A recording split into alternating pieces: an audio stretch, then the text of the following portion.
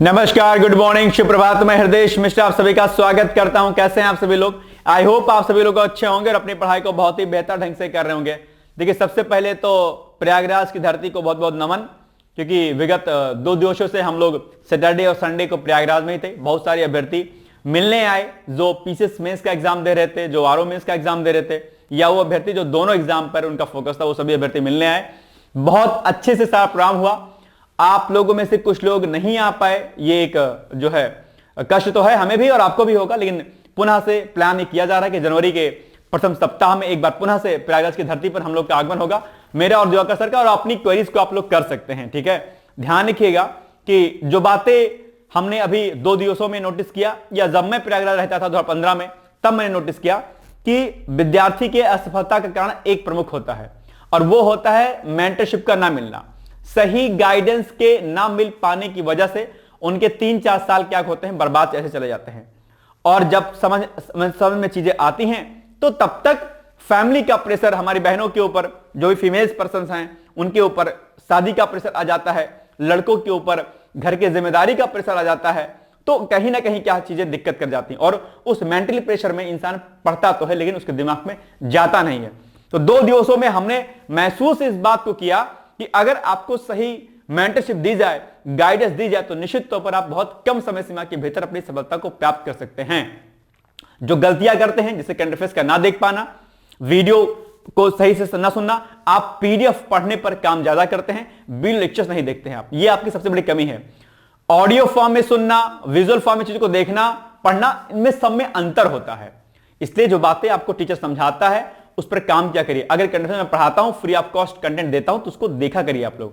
आपके 40 मिनट अगर निकलेंगे दिन के, तो ये 40 मिनट आपके जीवन के सबसे बहुमूल्य होने वाले हैं, लेकिन आप लोग नहीं देखते हैं। ये सबसे बड़ी विडंबना है आपकी। इसलिए मेरे द्वारा लगातार आपको गाइडेंस मिलता रहेगा। आप लगातार इस वीडियो को देखा करिए, और यहां से बड़े स्तर का फायदा आपको इस करंट अफेयर से मिलने वाला है आपको। ठीक है, तो मेरी शुभकामनाएं हैं, और बाकी आप लोग जनवरी प्रथम सप्ताह में पुनः से हमसे मिल सकते हैं, या अगर कोई भी आपको दिक्कत समस्या हो तो निसंकोच होकर के आप डायरेक्टली जो है हमसे सीधे बात कर सकते हैं किसी भी प्रिपरेशन में, पीसीएस में, आरओ में। उसके लिए कॉन्टेक्ट नंबर है हमारा 86044009, ठीक है, और 201। इस नंबर पे आप डायरेक्टली मुझसे बात कर सकते हैं। 8604409201 ये मेरा कॉन्टेक्ट नंबर है। आप अपने दिल की हर एक बात, पढ़ाई लिखाई से लेकर के कोई भी दिक्कत हो, आप निसंकोच होकर मुझसे कह सकते हैं, और अपनी प्रॉब्लम को यहां से आप मुझे शेयर कर सकते हैं। ठीक है, क्योंकि गाइडेंस एक बहुत बड़ी चीज होती है अपने आप पे। ठीक है, पीसीएस मेंस 2025 के लिए भी एक नया ग्रुप हमने स्टार्ट किया, फ्री ऑफ कॉस्ट है, उसमें भी आप जुड़ सकते हैं। उसके लिए भी आप यहां पर हमसे संपर्क कर सकते हैं। ठीक है, उनको निःशुल्क मेरे द्वारा गाइडेंस आपको दिया जाएगा गूगल मीट के माध्यम से। चलिए आज आगे बढ़ते हैं, और आज देखिए चीजें क्या है। आज 9 तारीख है, और आज के कुछ इंपॉर्टेंट टॉपिक हम लोग चर्चा करते हैं। उसके पहले हमने आपसे प्रश्न पूछा था कि बताओ भारत छोड़ो आंदोलन 1942 के संदर्भ में निम्नलिखित में से कौन सा कथन सही है। यहां से टॉपिक आपके एग्जाम में पूछा भी जाता है, और प्री और मेंस दोनों के लिए क्या ये टॉपिक इंपॉर्टेंट है। तो क्या इसमें सही से उत्तर था? आप सभी लोगों ने इसका सही उत्तर दिया था। आप लोगों को इसके लिए बहुत बहुत धन्यवाद, और मेरी तरफ से 5-5 रुपए डेयरी मिल्क जो है आपके लिए फ्री। चलिए आइए आज टॉपिक पर चर्चा करते हैं। पहला, भारत रूस उच्च स्तरीय बैठक जो भी हाल ही में भारत और रूस के मध्य में हुआ, तो अब चीजें रूस के जो आए थे प्रेसिडेंट, है ना, पुतिन जी, तो उनको लेकर कई बार वाद विवाद भी हो जाता है कई बार, है ना, लेकिन ठीक है। रूस चूंकि एक भारत का बड़ा मित्रत्व संबंध रहा है, बहुत पहले से रूस बड़ा अच्छा मित्र रहा है, और उसी को लेकर के बैठक अभी हाल ही में हुई है। स्थान कृषि भवन नई दिल्ली में हुई है। ठीक है, और 4 से 5 दिसंबर 2025 के मध्य में 23वां ये भारत रूस वार्षिक शिखर सम्मेलन रहा है। इसको आपको क्या करना है, ध्यान देना है, क्योंकि ये फैक्ट आपके एग्जाम पूछ सकता है। भारत की तरफ से किसने जो पार्टिसिपेट किया, क्योंकि कई बार क्या होता है जब ऐसी कोई बड़ी मीटिंग आदि होती है, बैठक होती है, तो भारत की तरफ से किसने भारत का पक्ष रखा, या अगले की तरफ से किसने पक्ष रखा, यह पूछ लेता। तो भारत की तरफ से राजीव रंजन सिंह जी हैं, ललन सिंह इनका नाम है, केंद्रीय मंत्री, मत्स्य एवं प्रसारण एवं डेयरी मंत्री हैं, इन्होंने भारत का प्रतिनिधित्व किया। रूसी प्रतिनिधि के रूप में ओक्साना लुट कृषि मंत्री के रूप में है जो रूस के, उन्होंने स्वागत किया इनका। मुख्य उद्देश्य क्या रहा है इस बैठक का पूरा, तो मत्स्य पशुपालन और डेयरी व्यापार में गहरा सहयोग करने पर काम किया गया है। ठीक है, ये बड़ा एक इंपॉर्टेंट फैक्ट है आपके लिए। मार्केट एक्सेस में समस्याओं का समाधान, ये एक बड़ा मुद्दा था, इस पर विचार विमर्श किया गया है। निर्यात प्रतिष्ठानों की सूचीकरण प्रक्रिया तेज करना, ये सारी बातें पर चर्चा की गई है। मत्स्य क्षेत्र की अगर हम बात करते हैं, ठीक है, तो भारत का 2024-25 जो मत्स्य निर्यात रहा है वो 7.4 बिलियन यूएसडी का रहा है, ये बड़ी बात है। रूस को निर्यात किया गया 127 बिलियन यूएसडी। रूस भारत से झींगा, प्रॉन, मैकरल, सार्डिन, टूनक, केकड़ा, स्क्विड, कटल फिश के आयात बढ़ाने को इच्छुक है और चाहता है रूस की भैया इस पर जो है सरकार व्यापक स्तर पर काम करे। ट्राउट मछली विकास के लिए संयुक्त तकनीकी परियोजना पर रूसी रुचि दिखाई गई है अपने आप में। FSBPS प्लेटफॉर्म पर भारत के 128 प्रतिष्ठान सूचीबद्ध है हाल ही में, यह भी बात इसमें शामिल रखी गई।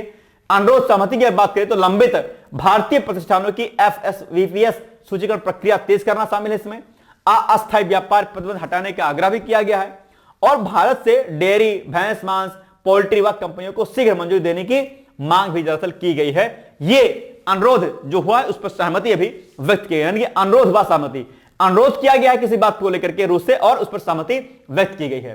ठीक है, यह भी पॉइंट है आपके सामने। तकनीकी सहयोग के अंतर्गत एक्वाकल्चर तकनीकी यानी कि RAS, biofloc, deep sea fishing, value addition और ऑन बोर्ड प्रोसेसिंग टेक्निक्स पर काम करने का पर बात की गई है। ठंडे पानी की मछलियां, ट्राउट की बात करें तो आनुवंशिक सुधार इसमें करने की बात कही गई है। आधुनिक मछली फार्म तकनीक पर विचार विमर्श किया गया कि इसे और हम एडवांस करें। संयुक्त अनुसंधान यानी कि दोनों देश मिलकर के रिसर्च करें।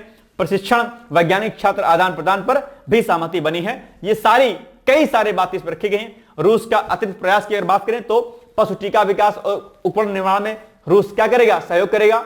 विश्वविद्यालयों व अनुसंधान संस्थानों के बीच साझेदारी बढ़ाने पर भी जोर दिया गया है। और इस पूरी बैठक की बात करें तो भारत रूस special and privileged strategic partnership को कृषि व मत्स्य क्षेत्र में नई दिशा मिलेगी इससे, और तकनीकी सहयोग व बाजार विस्तार से व्यापार की संभावनाएं बढ़ेंगी। तो ये सारी बातें विस्तार पूर्वक समझाई गई हैं। ध्यान रखिएगा कि आपके पीसीएस या यूपीएससी के मेंस में ये जो आपका जो 23वीं भारत और रूस जो आपकी बैठक हुई है, इस 23वीं बैठक के बारे में निश्चित तौर पर आपके एग्जाम में जो है प्रश्न आ सकता है। इसलिए आप लोग क्या करिएगा, इस टॉपिक को डिटेल्स में आप लोग रेडी कर लीजिएगा। ठीक है, अब इसी पर प्रश्न आपके सामने आ गया कि FSBPS प्लेटफॉर्म पर हाल ही में सूचीबद्ध भारतीय मत्स्य प्रतिष्ठानों की संख्या कुल कितनी है?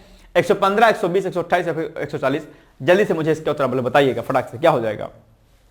इसका उत्तर हो जाएगा आपका 128, यानी कि सी इज द राइट आंसर। कोई दिक्कत तो नहीं है। चलिए, मेरा गांव मेरी धरोहर कार्यक्रम, अभी हाल ही में इस कार्यक्रम को संस्कृति मंत्रालय के अनुसार इसको चलाया गया है। तो अकॉर्डिंग टू संस्कृति मंत्रालय यानी कि कल्चर, मिनिस्ट्री ऑफ कल्चर जो होती है आपकी, उसने बताया कि MGMD मेरा गांव मेरा धरोहर कार्यक्रम, MGMD कार्यक्रम, ठीक है, इन शॉर्ट फॉर्म इसको बोलते हैं हम लोग। इसके तहत देश के जो नंबर्स आपके लिखे हैं लगभग 6,38,365 गांवों की पहचान सांस्कृतिक मैपिंग के लिए की गई है अपने आप। इतने गांव की पहचान, इनमें से जो है आपके जो 6,23,449 गांव का सांस्कृतिक डेटा अब तक MGMD पोर्टल यानी कि जो मेरा गांव मेरी धरोहर कार्यक्रम है, इस पोर्टल पर अपलोड किया जा चुका है। यह जानकारी अभी हाल ही में केंद्रीय मंत्री जी के द्वारा दी गई है। यह देश का अब तक का सबसे बड़ा ग्रामीण सांस्कृतिक डॉक्यूमेंटेशन अभियान बन चुका है, इसलिए चर्चाओं में है। आपके एग्जाम प्रश्न पूछेगा कि अभी हाल ही में चर्चाओं में रहा मेरा गांव मेरा धरोहर कार्यक्रम का मुख्य उद्देश्य क्या रहा है, या यह कार्यक्रम निम्नलिखित में से किससे संबंधित है? अलग अलग विकल्प आपके सामने दे देगा और आपको उसका उत्तर देना होगा। तो ये पॉइंट आप इसमें क्या कीजिएगा, इसको समझने का प्रयास कीजिएगा। क्या इसका मुख्य उद्देश्य रहा है? मोटो क्या रहा है? मोटो की अगर बात करते हैं तो प्रत्येक गांव की सांस्कृतिक पहचान का डिजिटल रिकॉर्ड करना, कि किस गांव की क्या सांस्कृतिक पहचान है। और यह बहुत आवश्यक है क्योंकि भारत की संस्कृति को बचाना अपने आप में क्या बड़ा आवश्यक हो जाता है, और इसलिए इसका रिकॉर्ड रखना हमारे लिए बहुत महत्वपूर्ण है। अगर हम हर गांव की सांस्कृतिक पहचान का रिकॉर्ड रखेंगे तो हमें उसकी उस सांस्कृतिक पहचान को बढ़ावा देने में भी हम सहयोग कर पाएंगे, और उसको हम जो धूमिल हो रही है उसकी संस्कृति उस गांव की, उसको बचाने का साझा प्रयास भी हम लोग कर पाएंगे। इसलिए यह सांस्कृतिक मानचित्रण जो है क्या था, बड़ा आवश्यक था, और इसके डेटा को हमने MGMD पोर्टल पर क्या कर दिया है, अपलोड कर दिया है। लगभग 6 लाख से ऊपर गांव का हमने कर दिया डेटा अपलोड। तो ये बड़ी बात है अपने आप में। ठीक है, मूर्त और अमूर्त दोनों तरह की सांस्कृतिक विरासत को संचित किया गया है। ग्रामीण समुदाय को सीधे शामिल कर सांस्कृतिक डेटा का क्राउड सोर्स वैलिडेशन करने का किया गया है। इसमें भविष्य की सांस्कृतिक नीति और ग्रामीण विकास रणनीतियों में उपयोग हेतु एक एकीकृत राष्ट्रीय सांस्कृतिक डेटा सेट भी तैयार किया गया है अपने आप पे। तो ये बड़ी अच्छी बात है अपने आप पे। ठीक है, अगर की पॉइंट्स की बात करते हैं तो राष्ट्रीय स्तर का पोर्टल यानी कि MGMD पोर्टल पर गांव का सांस्कृतिक प्रोफाइल संरक्षित उपलब्ध हुआ है। विरासत का विस्तृत डॉक्यूमेंटेशन यानी कि परंपराएं, त्यौहार, कला, प्रसिद्ध कलाकार, स्थानीय भोजन, पोशाकें, धरोहर स्थल आदि इसमें शामिल किया गया है। इनका डॉक्यूमेंटेशन किया गया कि किस गांव का क्या चीज फेमस है। अगर आज हम अपने संस्कृति को भूल गए, ध्यान रखना, साहित्य और संस्कृति पर निबंध लिखने के लिए आता है, साहित्य और संस्कृति के समायोजन पर भी निबंध लिखने के लिए आता है। आपने अगर बैच पीसेस का और आरओ का ले रखा होगा हमारे यहां पर, तो हमने इसमें कराया है, इससे मैंने भी खुद कराया इसमें, ठीक है।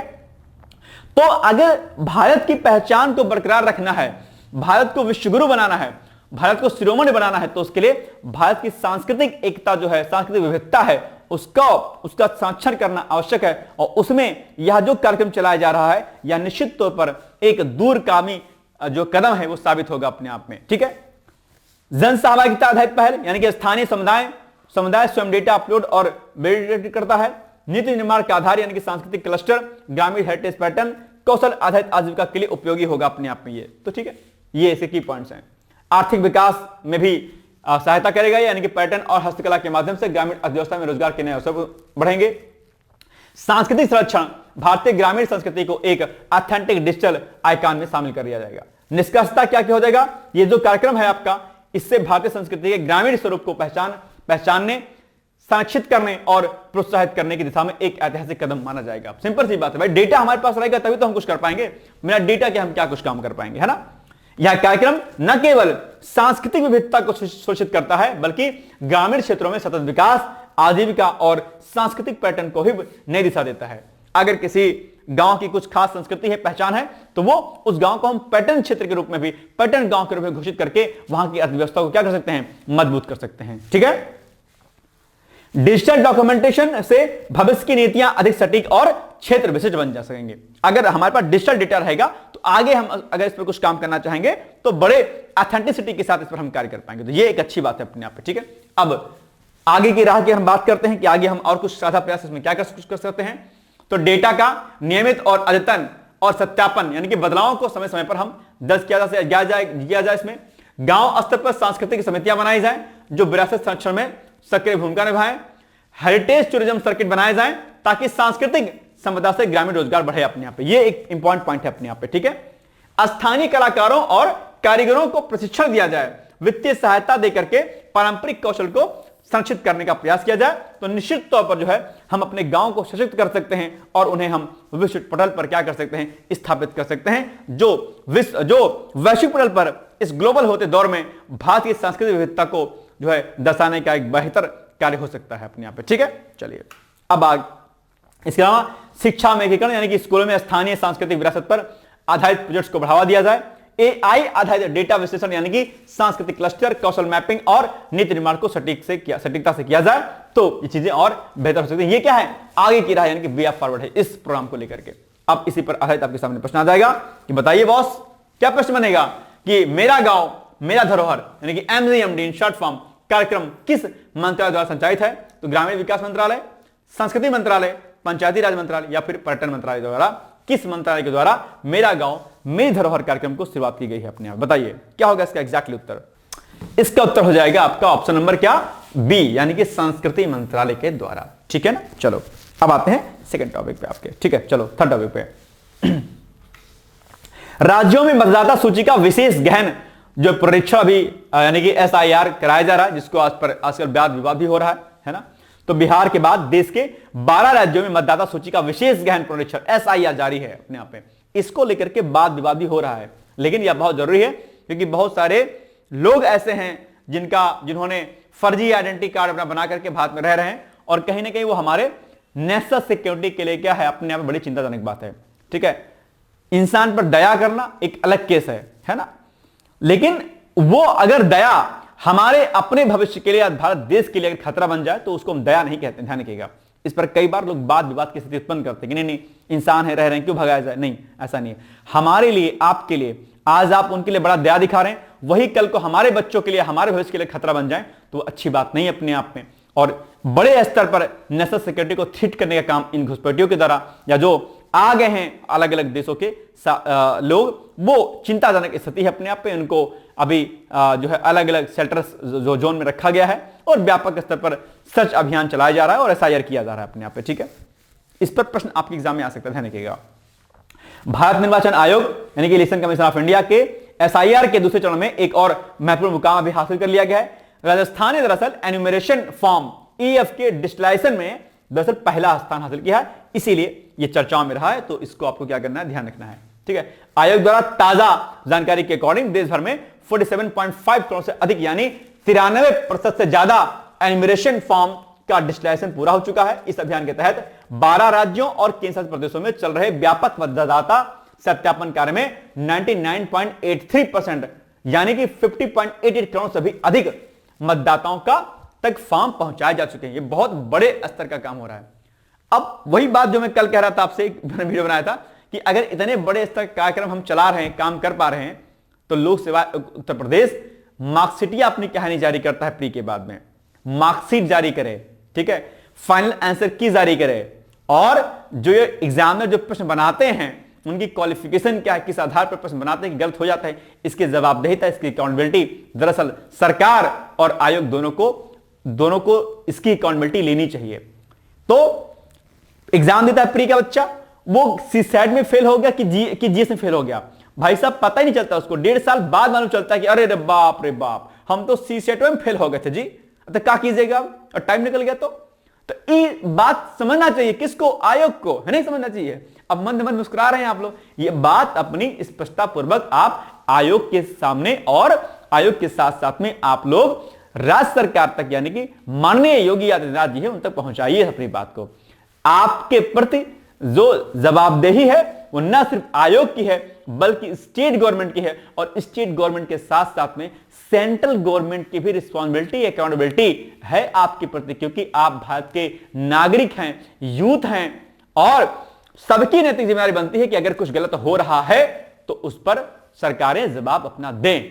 हमने वोट दिया है, उनको अपना प्रतिनिधित्व बनाया है, और इसलिए हमारे साथ अगर कुछ गलत हो रहा है तो उनकी नैतिक जिम्मेदारी बनती है। इसलिए मैंने 2-3 मांग मैंने कल भी उठाई थी, आप लोग से भी उठाई थी कि ये जो 2-3 मांगे हैं अपनी, उस पर आप लोग काम कीजिए, और जवाबदेहिता तय होनी चाहिए लोक सेवा आयोग उत्तर प्रदेश की भी, और इसके साथ साथ में जो है राज्य सरकारों के साथ साथ में सेंट्रल गवर्नमेंट की भी, है ना।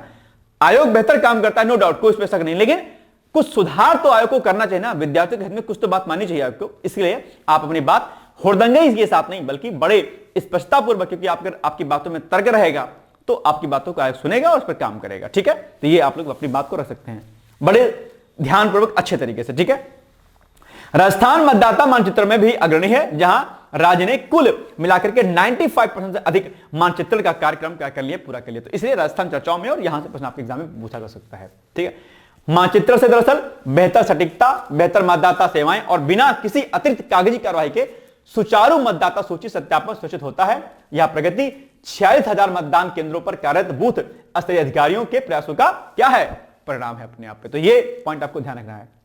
राजस्थान डिजिटलीकरण में भी उत्कृष्ट प्रदर्शन करने वाला राज्य बनकर उभरा है, जहां बाड़मेर, सलूंबर, बालातेरा, झालवाड़, फलौदी, भरतपुर, चूरू, दसौं और बारह ने 100% डिजिटलीकरण हासिल करके एक मुकाम हासिल किया और देश के लिए आदर्श बन गए हैं। इसलिए राजस्थान आपके एग्जाम में पूछा जा सकता है इस रेफरेंस के रिकॉर्डिंग, ठीक है। चलिए अब बताइए आपका प्रश्न क्या होगा, इसका उत्तर मतदाता मानचित्रण यानी कि वोटर मैपिंग का मुख्य लाभ क्या है, तो अतिरिक्त कागजी कार्रवाई बढ़ाना, मतदान केंद्रों की संख्या कम करना, बेहतर सटीकता और सुचारू मतदाता सत्यापन, या फिर मतदाताओं की संख्या घटाना। क्या इसका मुख्य उद्देश्य बताइए मुझे तुरंत फटाक से। इंपॉर्टेंट क्वेश्चन, ध्यान रखिएगा, इसको नेग्लेक्ट मत कीजिएगा प्लीज आप लोग, है ना। चलिए बाकी प्रयागराज की धरती को नमन, जो बड़े आदर भाव के साथ हम लोग का स्वागत किया। आप सभी अभ्यर्थी सैटरडे संडे को हमसे मिलने आए थे, मैं और दिवाकर सर था। आरोग्य अभ्यर्थियों ने अपनी कॉपी चेक कराई और बाकी लोगों ने अपनी कॉपी चेक कराई, पीसीएस मेंस वालों ने भी चेक कराई, और बहुत सारी बातों पर चर्चा हुई। एक ही चीज नजर आई वहां पर कमी की गाइडेंस नहीं मिल पाता आप लोगों को, इसकी एक बड़ी विडंबना है। तो हो सकता है जनवरी के प्रथम सप्ताह में प्रयागराज दोबारा से हम लोग आए और आप लोग अपनी बात वहां पर रख सकते हैं। जिन लोग को लखनऊ आकर आपस में मिलना वो लोग भी मिल सकते हैं, लेकिन बहुत जल्दी हो सकता है कि बड़े स्तर का सेमिनार कराया जाए आप लोग के लिए प्रयागराज में आकर के, और आप लोग को गाइड किया जाए, क्योंकि आपके समय को बचाना हमारा कर्तव्य है। आप लोग समय जो बर्बाद होता है वहां पर वो ना हो, है ना, बहुत जरूरी हो जाता है। इसका आंसर हो जाएगा आपका सी वाला, बेहतर सटीकता और सुचारू मतदाता सत्यापन के लिए दरअसल वोटर मैपिंग कराई जा रही है, ठीक है। चलिए जिनमें राजस्थान अग्रणी राज्य के रूप में उभरा है अभी हाल ही में। सैन्य झंडा दिवस ये भी हाल ही में 7 दिसंबर को मनाया गया, ठीक है, और मनाया जाता हर साल। 1949 से यह मनाया जा रहा है। तो कब से? 1949 से। इस दिन लोग झंडे खरीद करके, दान दे करके सशस्त्र बलों के प्रति अपना सम्मान व्यक्त करते हैं। उद्देश्य क्या है इसका मोटो है शहीदों को श्रद्धांजलि देना, सैनिकों के बलिदान को याद करना और जवानों तथा उनके परिवारों के कल्याण के लिए धन एकत्र करना। यह बड़ा अच्छा दिवस है अपने आप में, जो कि परिवार जो होते हैं बेचारे जो सैनिकों के, वो कहीं ना कहीं बड़ी बुरी स्थिति में कई बार आ जाते हैं, तो उनके लिए फंड इकट्ठा करना इस दिवस का मुख्य उद्देश्य है। और कई सारे अन्य दिवस हैं। क्या इसका बैकग्राउंड रहा है, हिस्टोरिकल बैकग्राउंड क्या है इसका? तो 1949 में भारत सरकार ने 7 दिसंबर को सैन्य झंडा दिवस के रूप में मनाने का निर्णय लिया। इस दिन विशेष झंडियां, फ्लैग्स बांटे जाते हैं और लोग स्वेच्छा से इसको दान करते हैं। कैसे मनाया जाता है? स्कूल, कॉलेज, सरकारी कार्यालय और अन्य संस्थान में फंड रेजिंग कार्यक्रम चलाए जाते हैं। सैनिकों के सम्मान में समारोह, परेड और सांस्कृतिक कार्यक्रम आयोजित किया जाता है। सैन्य बलों के लिए समर्थन और कृतज्ञता संदेश साझा किए जाते हैं, है ना। परिवार के प्रति हर सैनिक और हर सैनिक के परिवार के प्रति हमारी संवेदनाएं हमेशा होनी चाहिए और वो हमारे लिए पूजनीय होते हैं, चाहे सैनिक हो और चाहे सैनिक का क्या हो, परिवार हो। इसलिए कभी उनके खिलाफ कोई अपशब्द या कोई ऐसी बात नहीं करनी चाहिए, है ना। चलिए बताइए आप लोग क्या इसका उत्तर हो जाएगा प्रश्न का। सैन्य झंडा दिवस मनाने का मुख्य उद्देश्य क्या है? तो खेलों को बढ़ावा देना, या फिर सैनिकों और उनके परिवारों की सहायता करना, या विज्ञान दिवस बनाना, या संस्कृति को बढ़ावा देना। क्या होगा इसका उद्देश्य? अभी हमने बताया जस्ट अभी तुरंत आपको, क्या है इसका उद्देश्य? बी वाला, सैनिकों और उनके परिवारों की सहायता करना, है ना। ये इसको याद रखिएगा पॉइंट। चलिए, प्रधानमंत्री जनजाति आदिवासी न्याय महाअभियान चर्चा में रहा है अभी। तो बोंडा जनजाति ये चर्चा में रही है, ठीक है। बोंडा जनजाति दरअसल भारत के सबसे पुराने और सबसे आदिम जनजाति समूह में से एक है। तो आपके एग्जाम में प्रश्न पूछ सकता है, 3-4 विकल्प दे देगा, पूछेगा कि निम्नलिखित में से कौन सी सबसे प्रमुख पुरानी जो आदिम जनजाति है, तो उसमें से थारू, बुक्सा या ऐसे करके 3-4 नाम दे देगा, उसमें एक दे देगा आपका बोंडा, तो बोंडा का नाम हो जाएगा। और ये कहां की है ये? तो दरअसल यही पूछता है कि क्योंकि जनजातियों पर प्रश्न आप एग्जाम खूब पूछा जाता है भूगोल में। तो प्रमुख जो जनजातियां हैं, चाहे वो आउट ऑफ कंट्री की हो या भारत देश की हो, उन आदिवासी जनजातियों के बारे में आपको पता होना चाहिए। इसके लिए आज ही मैं आपको टास्क देता हूं कि आज ही आप क्या काम कीजिएगा, आप लोग सारी जनजातियों को आप लोग जो है नोट कर लीजिए कि उनकी लोकेशन कहां पर है। ये प्रश्न आप एग्जाम में अक्सर पूछा जाता है, तो आज ही इसको तैयार कर लीजिए। टास्क आपका तो 2 कॉपी आपने बनाई होगी ना, उसमें से एक टास्क वाली कॉपी और एक मुख्य परीक्षा की कॉपी, ये होनी चाहिए आपके पास में। जब भी मेरी क्लास लीजिए तो 2 कॉपी आप अपने हाथ में रखिए। और मैं अक्सर एक बात कहता हूं कि आप 15-20 दिन मेरा करंट अफेयर्स देख लीजिए और उसके बाद देखिए कि आपके अंदर कितना सुधार होता है। तो ये एक पॉइंट हो गया। यह दरअसल उड़ीसा के मलकानगिरी जिले के खैरापुट ब्लॉक की पहाड़ियों में निवास करती है। यानी कि उड़ीसा जनजाति कहां से है? ये बोडा जनजाति कहां की है? ये उड़ीसा की है। कहां की? इस स्थान की। चलिए, तो और उड़ीसा में पाए जाने वाले 13 विशेष रूप से कमजोर जनजातीय समूहों में से बोंडा एक है। उनकी घटती जनसंख्या और विशिष्ट संस्कृति के कारण उन्हें यह दर्जा प्राप्त है अपने आप पे, ठीक है। बोंडा लोग दरअसल अपनी भाषा में खुद को रेमो कहते हैं, जिसका अर्थ क्या है? लोग, ठीक है। निर्विज्ञानियों का मानना है कि दरअसल बोंडा जनजाति लगभग 60,000 साल पहले अफ्रीका से हुए प्रवास की पहली लहर के सदस्य हैं। वे ऑस्ट्रो एशियाटिक भाषा बोलते हैं और अपनी अनूठी संस्कृति जैसे कि महिलाओं का मुंडा सिर और मानकों के आभूषण के लिए जाने जाते हैं अपने आप पे। तो ये इनकी क्या है? इनकी कैरेक्टरिस्टिक्स है। हाल ही में उड़ीसा सरकार ने केंद्र की पीएम जनमन योजना के तहत बोंडा पहाड़ियों में विकास कार्यों में तेजी लाई है और इसके तहत बोंडा जनजाति के पारंपरिक फूस के घरों, जिन्हें अक्सर प्राकृतिक आपदाओं का सामना करना पड़ता है, को अस्थायी पक्के घरों में बदलने का निर्णय लिया, ताकि वो इनको घरों की दिक्कत जो है क्या हो ना होने पाए और वो आराम से रह पाए अच्छे तरीके से, ठीक है। दूसरा, यह पहली बार है जब इस समुदाय को इतने बड़े पैमाने पर आधुनिक आवास सुविधाओं से जोड़ा गया है। सरकार इनके लिए व्यापक स्तर पर काम करे, इसीलिए बोंडा जनजाति क्या है? चर्चाओं में रहा है। और ये जो प्रधानमंत्री जनजाति आदिवासी न्याय महाअभियान है वो इनके लिए लगातार चलाया जा रहा है, ठीक है। चलिए, अब बताइए आप लोग प्रश्न इसका क्या हो जाएगा एग्जैक्टली उत्तर। हाल ही में प्रधानमंत्री जनजाति आदिवासी न्याय महाअभियान के तहत पक्के आवास प्रदान करने की पहल के कारण चर्चा में रही बोंडा जनजाति के संदर्भ में निम्नलिखित कथनों पर विचार कीजिए। नंबर 1, यह उड़ीसा के मलकानगिरी जिले की पहाड़ियों में निवास करने वाला एक विशेष रूप से कमजोर जनजातीय समूह है, ठीक है, ओके। दूसरा, इस समुदाय के लोग खुद को रेमो कहते हैं और इन्हें अफ्रीका से प्रवास की पहली लहर का हिस्सा माना जाता है, ठीक है। पीएम जनमन योजना के तहत सरकार ने समुदाय के सभी पारंपरिक फूसी घरों को पक्के घरों में बदलने का लक्ष्य रखा है। क्या होगा इसका उत्तर बताइए। अभी हमने सारे पॉइंट्स आपको बताए कि करके, अब बताइए कि इसका उत्तर क्या हो जाएगा एग्जैक्टली। ये बहुत आवश्यक चीज है आपके लिए, है ना।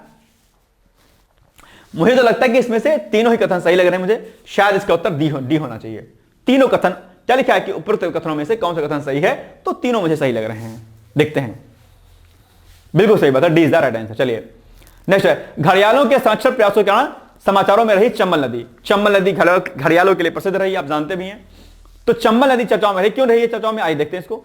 तो चंबल नदी दरअसल मध्य भारत की एक प्रमुख नदी है और इसका उद्गम मध्य प्रदेश के महू के पास विंध्य पर्वतमाला की जानपाव पहाड़ियों से होता है।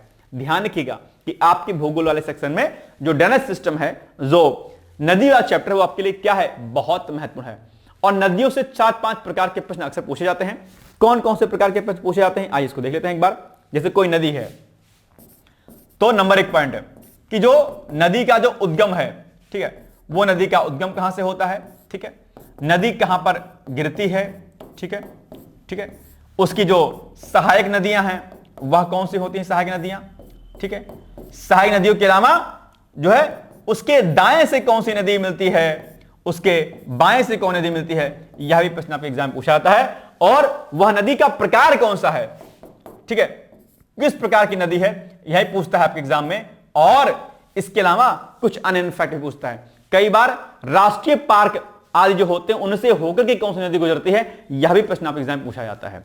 तो इसलिए नदी से संबंधित प्रश्न, और खासकर गंगा, यमुना, सतलज, ठीक है, ब्रह्मपुत्र, ये जो नदियां कुछ कुछ हैं, आपकी रावी, इनसे प्रश्न खूब पूछा जाता है। तो इनको आपको रेडी करना है। और एनसीईआरटी अगर ज्योग्राफी की आप पढ़ लेंगे तो वहां से आपका ज्योग्राफी रेडी होता है। 11, 12, 12 की ज्योग्राफी और 11, 12 की हिस्ट्री, ये दो एनसीईआरटी आपकी बड़ी महत्वपूर्ण है, 2 क्लास की। इसको पढ़िएगा जरूर आपसे आप लोग, ठीक है। तो ये भी टास्क आप लोग आज ही आप लोग क्या करिएगा, नदी वाले चैप्टर को रेडी कर लीजिएगा। देखो ध्यान रखिएगा एक बात कि करंट पढ़ते पढ़ते अगर आप स्टडी पोर्शन को तैयार करेंगे तो बहुत जल्दी बहुत बेहतर प्रदर्शन कर पाएंगे आपको, लेकिन इसके लिए मेहनत करना पड़ता है। और खाली पीडीएफ पढ़ करके राजा बनना चाहेंगे तो नहीं होगा। 2 दिन जो हमने प्रैक्टिस में गुजारा, बात एक ही निकल के सामने आई कि आप पढ़ते बहुत हैं लेकिन लिखते नहीं हैं, नोट्स नहीं बनाते हैं, उस पर विचार विमर्श नहीं करते हैं। मनन कीजिए, चिंतन कीजिए और फिर देखिए किसका कितना फायदा आपको होता है, ठीक है। तो ये आप लोग को करना है, टास्क आपका, होमवर्क है आपका ये, ठीक है। चलिए, यहां उत्तर पूर्व की ओर बहती है कौन सी, ये नदी चंबल, और अंततः उत्तर प्रदेश के इटावा जिले में यमुना नदी में मिल जाती है। बनास, काली सिंधी और पार्वती इसकी क्या है, प्रमुख सहायक नदियां हैं। यह भी फैक्ट आपको क्या करना है, याद रखना है, ठीक है। नवंबर 2025 में राजस्थान के वन विभाग ने लुप्तप्राय प्रजातियों के संरक्षण के लिए एक बड़ा कदम उठाया। उन्होंने कोटा राजस्थान में चंबल नदी में 30 घड़ियालों को छोड़ा, ठीक है।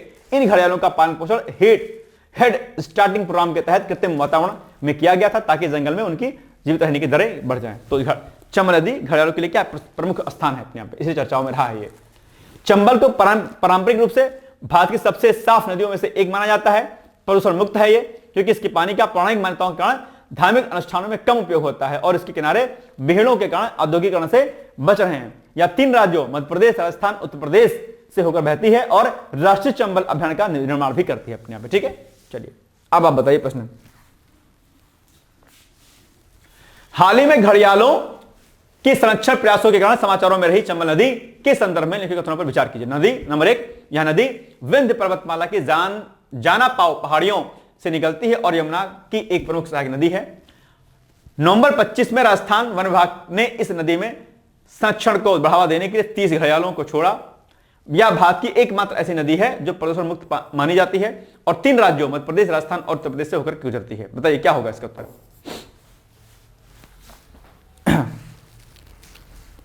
अच्छे प्रश्न है इसका, अगर आप प्रैक्टिस करेंगे तो बढ़िया नंबर मिलेंगे आपको। छोड़ दीजिएगा तो फिर क्या करिएगा।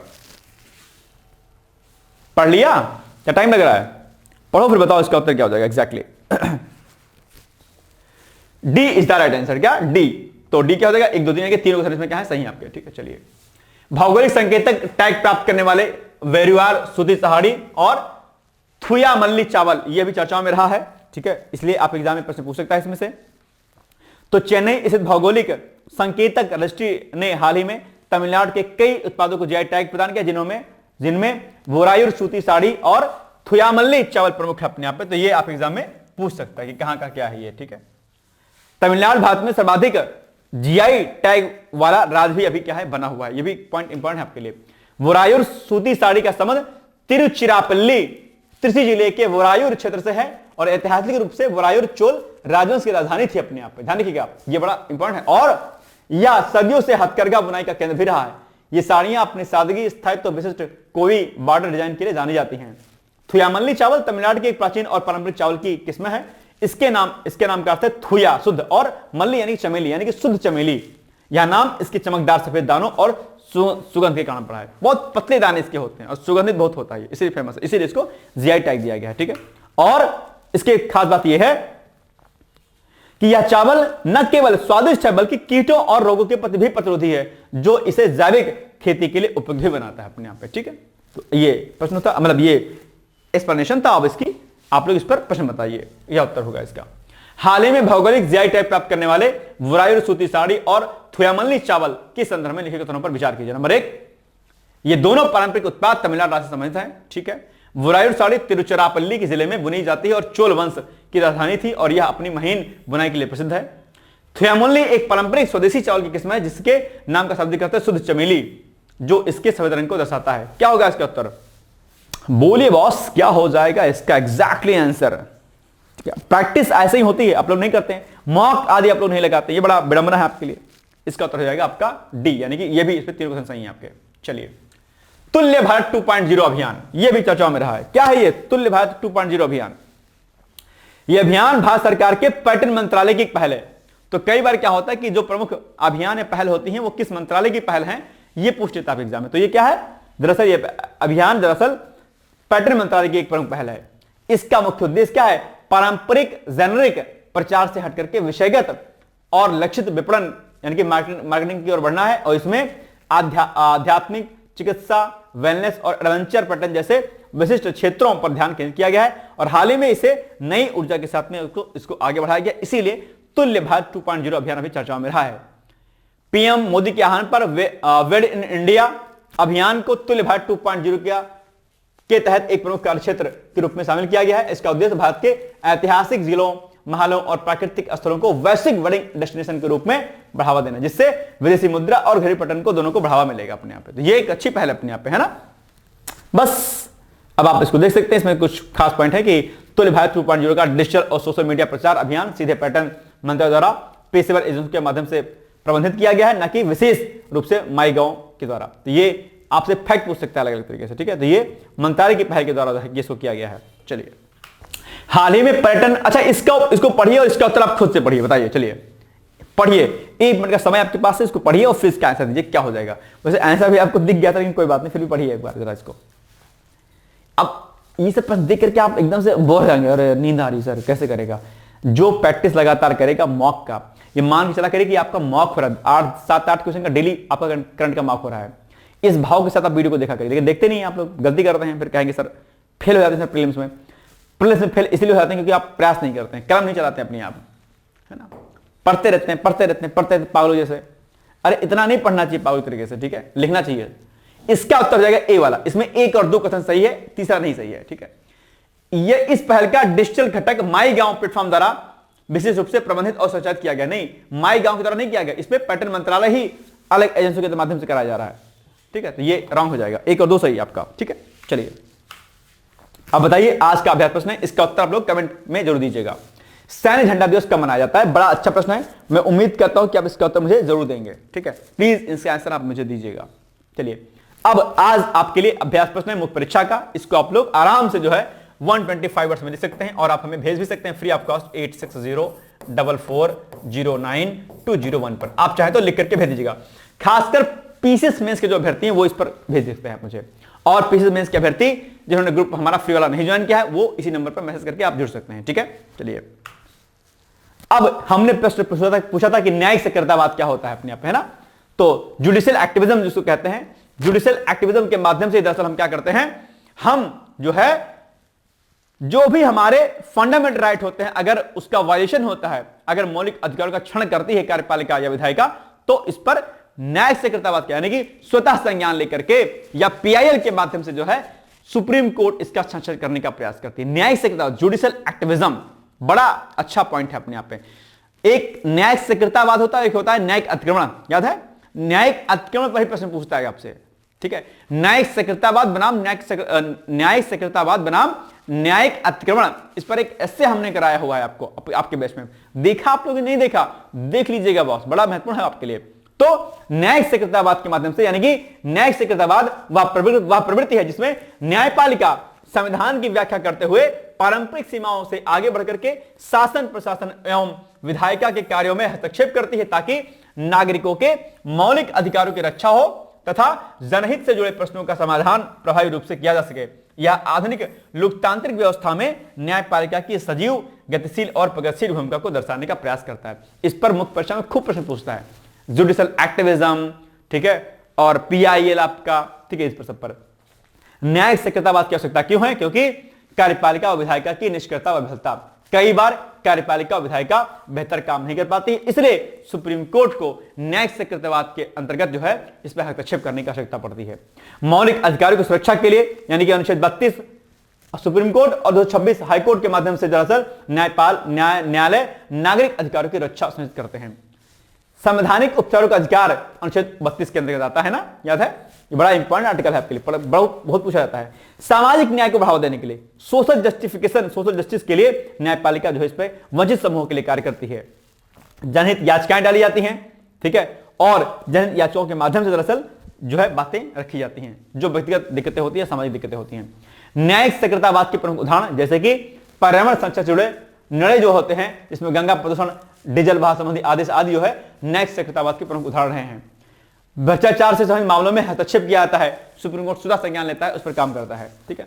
सड़क सुरक्षा, खाद्य सुरक्षा, महिला बाल सुरक्षा से संबंधित मुद्दों पर भी सुप्रीम कोर्ट जो है क्या करता है, न्यायिक स्वीकृततावाद के माध्यम से इस पर काम करता है। तो ये अच्छी बात है अपने आप में, ये बड़ा इंपॉर्टेंट है आपके लिए, ठीक है। न्यायिक स्वीकृततावाद के लाभ क्या है? लोकतंत्र को मजबूती मिलती है, क्योंकि जब विधायिका कार्यपालिका अपने कार्यों में प्रॉपर तरीके से नहीं फिट बैठती है तो न्यायपालिका इस पर चाबुक चलाता है और कार्यपालिका विधायिका पर दबाव डालता है, भैया इस काम कीजिए, या जो आपने विधि बनाई है ये गलत है अपने आप पे, ठीक है। अच्छे शासन को बढ़ावा होता है इससे, कमजोर वर्गों का संरक्षण होता है, संवैधानिक मूल्यों का संरक्षण होता है, और इस पर पॉइंट को आप लिखेंगे तो आपके नंबर बढ़िया बढ़िया मिलेंगे आपको, इसको देखिएगा आप लोग। न्यायिक स्वीकृततावाद की कुछ सीमाएं भी हैं, यानी कि इसमें हमें न्यायिक स्वीकृततावाद से हम इतना नहीं होना चाहिए कि हम कार्यपालिका विधायकों के कार्यों में बहुत हस्तक्षेप करने लग जाए, नहीं। और इसी को क्या कहते हैं? हम न्यायिक अतिक्रमण कहते हैं अपने यहाँ पे। तो न्यायिक स्वीकृततावाद अच्छी बात है, जुडिशियल एक्टिविज्म अच्छी बात है, हमारे अधिकारों का संरक्षण अगर सुप्रीम कोर्ट करता है, न्यायपालिका करती है तो अच्छी बात है, लेकिन इस आर्टिकल 32 और 226 के इतर अगर आप जाएंगे तो उसे हम न्यायिक अतिक्रमण कहेंगे, क्योंकि कार्यपालिका, विधायिका और न्यायपालिका के कार्यों का क्या है? बंटवारा है, यानी कि सेपरेशन ऑफ पावर का कॉन्सेप्ट है, लेकिन उस सेपरेशन ऑफ पावर के कॉन्सेप्ट को, ठीक है, अगर सेपरेशन ऑफ पावर के कॉन्सेप्ट को अगर आप तितर बितर कर देंगे, न्यायपालिका का जो है कार्यपालिका और विधायिका के कार्य में हस्तक्षेप करेगी, या कार्यपालिका विधायिका न्यायालय के कार्य में हस्तक्षेप करेगी, तो अपने आप में क्या है? ये चिंताजनक बात है। सेपरेशन ऑफ पावर सबका अलग अलग है, सबके पास शक्तियों का पृथक्करण जिसको बोलते हैं हम लोग, सबके पास अपनी अपनी शक्तियां हैं और अपने अपने दायरे में रहकर अगर कोई काम करेगा तो लोकतंत्र की मजबूती बनी रहेगी। लेकिन जब यही न्यायिक स्वीकृततावाद न्यायिक अतिक्रमण का रूप ले लेती है तो चिंताजनक बात होती है। तो इसकी कुछ सीमाएं भी हैं न्यायिक स्वीकृततावाद की, वो सीमाएं क्या क्या हैं यहां पर लिखी गई हैं, आप इन पर इसको पढ़ सकते हैं, ठीक है। ये एक अच्छी बात है अपने आप पे, इसको लिखिएगा आप लोग और इसका उत्तर आप मुझे भेज सकते हैं। निष्कर्षता क्या कर सकते हैं हम? निष्कर्षता, न्यायिक स्वीकृततावाद भारतीय लोकतंत्र में न्यायपालिका की रचनात्मक और संरक्षक भूमिका को दर्शाता है। यद्यपि यह जनता के अधिकारों और सामाजिक न्याय को सुनिश्चित करने का प्रभावी माध्यम है, परंतु इसे संवैधानिक सीमाओं और संस्थागत संतुलन का सम्मान करते हुए अपनाना आवश्यक है। एक संतुलित जुडिशियल एक्टिविज्म ही लोकतंत्र को सशक्त बनाता है अपने आप में, ठीक है। तो न्यायिक स्वीकृततावाद लोकतंत्र को मजबूती देता है, ये बात ध्यान रखिएगा आप लोग। तो ये एक अच्छा सा उत्तर था, इसको आप लोग देख करके, अगर जिन लोगों ने नहीं लिखा होगा तो एक बार पुनः से पढ़ करके आप लोग लिखने का प्रयास इस पे जरूर कीजिएगा, ठीक है। तो आज के लिए बस इतना ही, बाकी पीसेस के लिए हमारा ऑफर चल रहा था 8 तारीख तक, आप चाहे तो आज भी ले सकते हैं एडमिशन, ऐसा कुछ भी नहीं है। फाउंडेशन कोर्स है हमारा और बड़े स्तर का फायदा आपको देखने को इसमें मिलेगा। मैं उम्मीद करता हूं कि आप इस कोर्स को लेंगे, इसमें प्री प्लस मेंस के पॉइंट्स आपको पढ़ाया जाएगा, ठीक है। पीवाईक्यूज आपका प्री का, मेंस का आपका, टेस्ट सीरीज आपकी प्री प्लस मेंस की, और मेंटरशिप आपका, सीचैट हिंदी, एवरीथिंग इसमें सब कुछ आपको कंटेंट दिया जाएगा। Short notes, lectures, current affairs, important articles, everything आपको इसमें मिलेगा, कुछ भी आपको अलग से लेने की आवश्यकता आपको नहीं है। तो इसके लिए आप एडमिशन लेने के लिए पीसीएस लिख करके आप इस दिए गए नंबर पे आप मुझे संपर्क कर सकते हैं, व्हाट्सएप कर सकते हैं, ठीक है, या कॉल कर सकते हैं। तो आज के लिए बस इतना ही, मिलेंगे हम लोग कल, तब तक आप पढ़ते रहिए, मस्त रहिए, व्यस्त रहिए, यूं ही मुस्कुराते रहिए, आगे बढ़ते रहिए। बहुत बहुत धन्यवाद आपका, ऑल द बेस्ट है, thank you so much, bye bye, take care, thank you. क्या आप लोक सेवा आयोग उत्तर प्रदेश की ROA परीक्षा में सफल होकर सचिवालय में समीक्षा अधिकारी जैसे प्रतिष्ठित पद पर चयनित होना चाहते हैं? क्या आपके पास व्यस्त दिनचर्या या व्यक्तिगत परिस्थितियों के कारण नियमित पढ़ने के लिए समय की कमी है, इसलिए एक दिन में आप 8 से 10 घंटे नहीं पढ़ सकते हैं? क्या आपका संकल्प है कि सचिवालय में समीक्षा अधिकारी बनना ही बनना है और आप उसके लिए सही मार्गदर्शन की तलाश कर रहे हैं? यदि आपके इन तीनों प्रश्नों के उत्तर हाँ हैं, तो आपकी खोज अब समाप्त होती है और आपके सपने को साकार करने के लिए आगामी समीक्षा अधिकारी परीक्षा की सुव्यवस्थित तैयारी हेतु डी-कोड एग्जाम लाया है अभ्युदय बैच। अभ्युदय बैच में आपको आगामी ROA परीक्षा के प्रारंभिक और मुख्य परीक्षा के पूरे पाठ्यक्रम को अभी से एक साथ बहुत ही बेसिक लेवल से video lecture, PDF notes, test series और उत्तर लेखन कार्यक्रम के माध्यम से पूरे विस्तार से पूर्ण कराया जाएगा। हमारे अभ्युदय बैच की सबसे बड़ी विशेषता है कि इसमें साप्ताहिक टारगेट्स के अनुसार कम से कम 5 घंटे भी पढ़कर कोई अभ्यर्थी पूरा पाठ्यक्रम अच्छे से तैयार करके परीक्षा में सफलता अर्जित कर सकता है। अभ्युदय बैच में अनुभवी और समर्पित शिक्षकों द्वारा आधारभूत मानक पुस्तकों एवं स्रोतों पर आधारित पाठ्य सामग्री उपलब्ध कराई जा रही है, जिससे पाठ्यक्रम को सभी आयामों से कवर किया जा सके। इस बैच में पाठ्यक्रम को इस विस्तार से पढ़ाया जा रहा है कि इसमें प्रवेश लेकर आप न केवल ROA परीक्षा बल्कि अन्य कई समकक्ष परीक्षाओं को भी एक साथ ही टारगेट कर सकते हैं।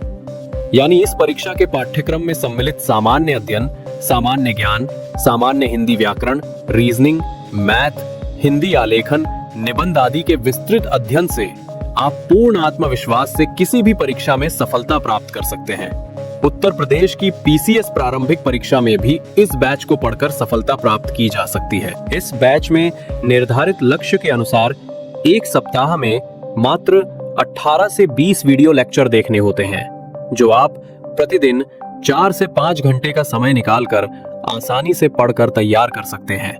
ये बैच ऑनलाइन जरूर है, परंतु इस बैच में छात्रों और शिक्षकों के बीच सीधे संवाद के लिए प्रक्रिया निर्धारित है, जिससे अभ्यर्थी अपनी शंकाओं का व्यक्तिगत समाधान प्राप्त कर सकते हैं।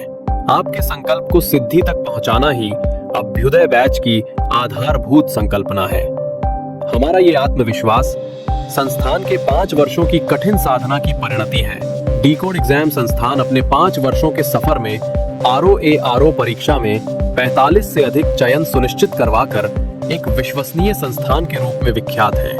इसलिए बिना किसी संशय के पूर्ण विश्वास के साथ आप भी हमसे जुड़कर अपनी सफलता का नया अध्याय लिख सकते हैं। इस बैच से जुड़ने के लिए हमारे संस्थान के नंबर 8604409201 अथवा 9506742546 पर व्हाट्सएप या कॉल करके बैच की पूरी जानकारी प्राप्त की जा सकती है। अभी 500 शुरुआती छात्रों को विशेष छूट भी प्रदान की जा रही है, इसलिए इस अवसर का लाभ उठाने के लिए अतिशीघ्र प्रवेश लेकर अभ्युदय बैच से जुड़े। प्रवेश के लिए अभी संपर्क करें और शुल्क में छूट प्राप्त करें।